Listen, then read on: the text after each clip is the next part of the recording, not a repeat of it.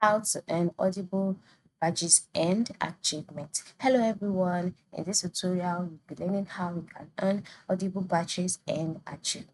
This is how to go about it.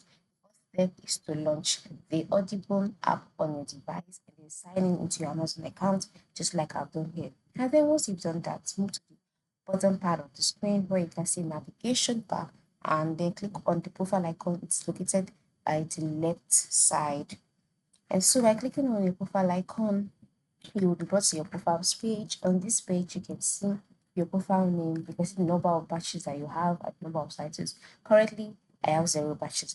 For you to earn more batches, scroll down and under achievements, you can see batch collection. So click on that.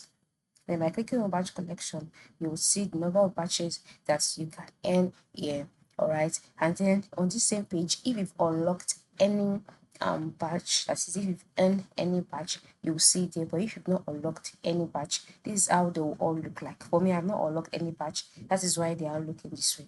And for the one that you have unlocked, you would be able to see them here.